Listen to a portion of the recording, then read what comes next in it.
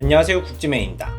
이번 시간에는 티스토리 블로그 로그인 페이지에서 카카오 로그인 버튼을 눌러볼 겁니다.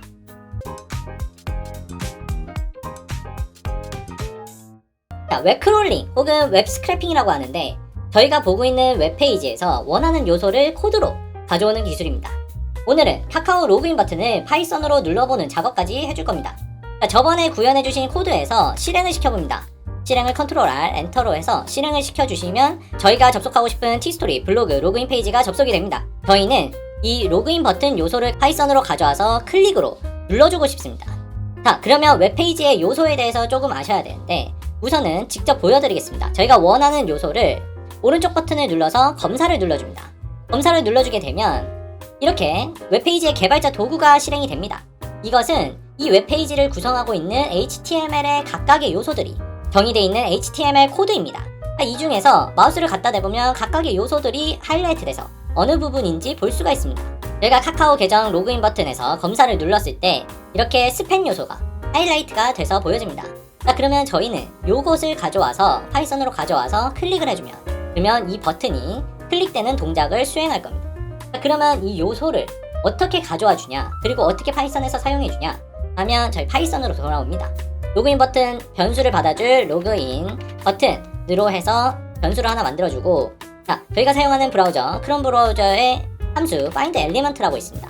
이 find element는 처음에 인자 값으로 어떤 방식으로 찾을 것인지와 두 번째는 value가 들어가는데 그 앞에 첫 번째 방식으로 찾을 수 있는 식별자가 value에 들어가게 됩니다. 자, 그러면 우리는 어떤 방식으로 찾을지 첫 번째 방식을 넣어주기 위해서 하나 더 임포트를 해주겠습니다.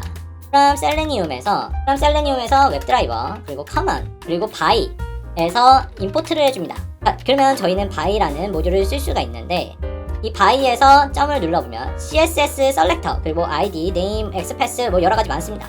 저희는 여러가지 방식 중에 CSS 셀렉터를 쓸 겁니다. CSS 셀렉터라는 방식을 쓸 거고 콤마로 구분을 해줍니다. 자, 두 번째 인자 식별자가 들어갑니다. 이 식별자는 어떻게 가져오냐, 다시 웹페이지로 돌아가줍니다. 웹페이지로 돌아가서 식별자는 요거를 구분할 수 있는 식별자 값을 넣어줘야 됩니다.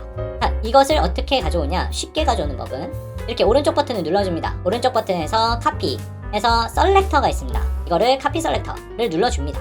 자, 그러면 요 요소가 잘 카피됐는지를 보려면 여기서 컨트롤 F를 눌러줘서 이 HTML에서 find를 할 수가 있습니다. 어떻게 스트링이나 셀렉터나 XPath 요소를 집어넣어주면 아까 카피했던 거 그대로 복사를 한 거를 붙여 넣어주면 이렇게 한 개 중에서 한 개를 찾았다, 한 개의 요소를 찾았다고 해서 이렇게 나옵니다. 자, 그러면 저희는 이 셀렉터 요소 복사한 것을 가지고 코드로 가줍니다. 코드로 가서 이쪽 두 번째 인자에 스트링으로 들어가야 돼서 쌍따옴표를 해주고 그 해당 요소, 복사된 해당 요소를 붙여 넣어줍니다. 자, 해당 요소를 붙여 넣어주고 그러면 저희는 이 로그인 버튼 요소를 가져오게 된 겁니다. 로그인 버튼에 요 스팬이라는 요소를 가져온 겁니다. 자, 그래서 저희는 로그인 버튼 점을 해보면 여러가지가 가져올 수가 있습니다. 해당 로그인 버튼의 아이디든 클릭 버튼도 수행할 수 있고 클리어니 get attribute에서 attribute도 가져올 수 있고 저희가 원하는 거는 클릭이니까 클릭으로 써주고 저장을 해줍니다. 자, 저장을 해주고 한번 실행시켜 보겠습니다. 이 해당 코드가 잘 돌아가는지 컨트롤 R로 해서 실행을 시켜줍니다. 그러면 새로운 브라우저가 켜지면서 이렇게 화면이 전환이 됐습니다. 아주 빠르게 전환이 됐는데 다시 실행을 시켜봅니다. 다시 실행을 시켜보면 웹브라우저가 켜지고 방금 보인 카카오 로그인 버튼이 눌려져서 이렇게 카카오 로그인하는 페이지로 전환이 된 겁니다. 자, 그래서 제가 좀 더 설명을 드리면 이렇게 저장을 해서 웹페이지를 한 번 더 켜주고 아까 우리가 원하던 거 검사를 눌러서 지금은 제가 이 위치를 이쪽으로 갖다 대니까 A라는 요소가 이렇게 하이라이트가 돼서 검사에 떠졌는데 버튼 중심에 대고 검사를 눌러주시면 이 A라는 요소 아래 스팬이라는 요소가 하이라이트가 되집니다. 자, 이 스팬은 저희가 아까 셀렉터 해준 것은 카피 셀렉터 해준 것은 어떻게 찾아온 것일까? 우선은 어떻게 가져오는지는 알았고 이런 셀렉터 요소를 여기 HTML에서 봤을 때 우리가 만들어줄 수는 없을까? 할 수 있습니다. 어떻게 하는지 알려드리겠습니다. 우선 내가 스팬이라는 요소를 가져오고 싶다. 우선은 find로 컨트롤 F에서 한번 쳐봅시다. 스팬이라는 요소를 갖고 오고 싶다. 그러면 스팬이라고 치면 됩니다. 그러면 이렇게 세 개가 검색됐죠. 세 개 중에 하나가 뜰 겁니다. 하나, 둘, 셋. 세 개의 스팬 요소가 있습니다. 자, 그런데 저희가 단순히 find element에서 스팬이라고 쳐주면 여기다가 스팬이라고 넣어주게 되면 이렇게 스팬 3개 중에서 가장 첫 번째 게 들어오게 됩니다. 근데 나는 첫 번째 거 원하지가 않아. 두 번째, 요 카카오 계정 로그인의 스팬을 원해, 카카오 계정 로그인의 스팬을 가져오고 싶어 하는 경우는 요렇게 클래스로 구분이 되어 있습니다. 요 스팬이 가진 클래스와 요 스팬이 가진 클래스가 이름이 다르죠. 그래서 저희는 요 클래스 네임을 더블 클릭해서 컨트롤 C로 복사를 해주고, 자, 스팬이란 요소에서 클래스는 점으로 구분이 됩니다. 점을 하고서 붙여넣기를 해주면 요렇게 이 위에 있는 스팬 요소를 무시하고 아래 게 검색이 되어집니다. 자, 그래서 find element에서 txt 언더바 로그인 클래스의 스팬을 가져오고 싶어 라면 이렇게 점으로 구분해서 가져올 수 있습니다. 근데 아직까지 두 개가 검색이 되었죠. 두 개는 뭐냐면 아래의 t스토리 계정 로그인도 동일한 클래스 네임으로 구분이 되어집니다. 저희는 어떻게 구분을 해주냐, 저희가 만약에 카카오 로그인 계정만 가져오고 싶다 하는 경우 위에 보시면 A라는 요소가 또 클래스를 가지고 있습니다. 이 클래스를 가진 게 자세히 보시면 이 t스토리 계정의 스팬도 A라는 요소를 가지고 있는데 클래스의 이름이 얘는 t스토리 언더바 id로 되어 있고 얘는 카카오 언더바 id로 되어 있습니다. 다르죠, 클래스명이. 그래서 저희는 어떻게 사용해 주냐면 A에 앞에다가 적어줍니다. 왜냐면 이게 위에 있으면 이것의 부모라고 하고 아래 포함되어 있으면 자식이라고 합니다. 그러니까 부모 요소를 가져오고 싶으면 앞에다가 적어줘야 됩니다. A라는 요소의 클래스니까 요것을 가져오죠.